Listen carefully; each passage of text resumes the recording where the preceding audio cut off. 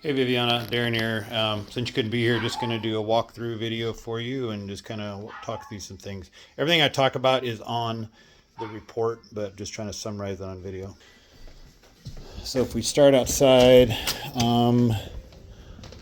they have quite a few of these add-ons. I did note that anytime you do an add, there should be a ledger board basically to connect all this to the home, and so that is missing. It's kind of a critical aspect. Feels pretty solid, but the point being that that should be ledgered into the home. And then same thing on the outside, and none of this stuff has been, this has been painted a little bit. The backside is not. There's just some, I guess, durability of that is in question, just because some of that's, not been painted and all that. So this fire coming out of the fireplace, that should definitely be reconnected. It's not safe, especially going up next to these trees. So all this, there's, again, it's not painted. There's quite a bit of mold on the underside of this. So just noting that, it's standing up, but it's just some concerns about, obviously it should be painted.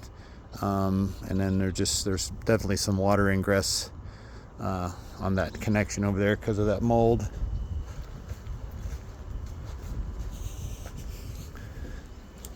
Most part, the external siding and stuff looks okay.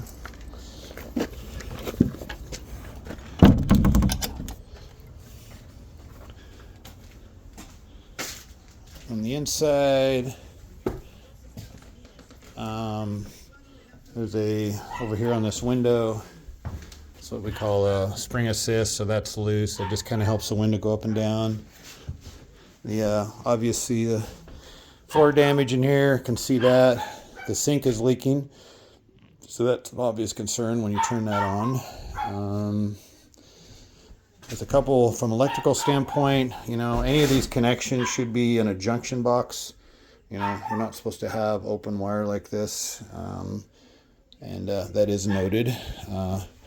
Electrical panel, that all looks okay, except there should be what they call a legend to make sure all of these are marked appropriately.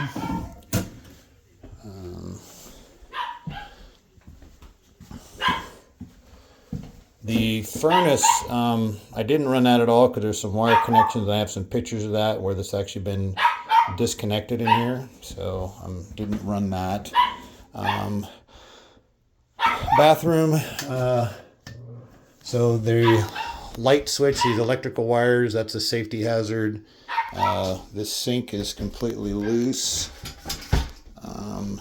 There's mold back in here. There's an active water leak behind the toilet, and then this toilet is pretty loose. So I can't get into the crawl space because it's blocked. But there's probably some floor damage, because of the water stuff. You can see there's quite a bit of damage around this tub area and stuff like that. And it almost appears, so the water is sitting in here, it's not flowing down into there, so it's almost like this thing was not quite biased or not leveled quite right to start with. That's the things in here. The GFCIs are working okay. There's a barking dog in there, but everything looked okay in that room. There's a pretty bad soft spot right here. It's almost like the flooring's gone right in this spot here. And then some things to note in here. Again, water damage around the toilet, kind of the same thing. Probably some floor damage there. I didn't see any leaking in this area.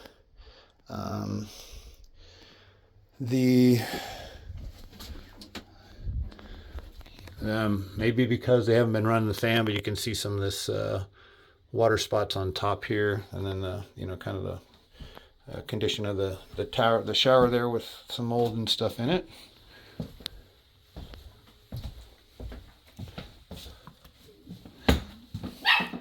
And then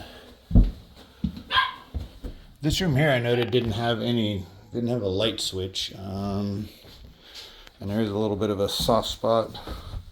Where was that? Yeah, I think that's just maybe when they put in the other flooring.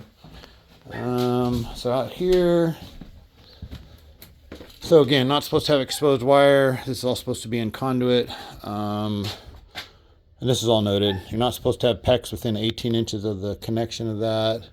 Again, this is an add-on. You can see some of this mold up underneath here, which is probably coming from the roof. And I don't think it's coming from this area. The crawl space access is back here, but I can't get into there because they built that kind of wall right there. So just being transparent with that. So anyway, that's about it. When you get the report, let me know if you have any questions.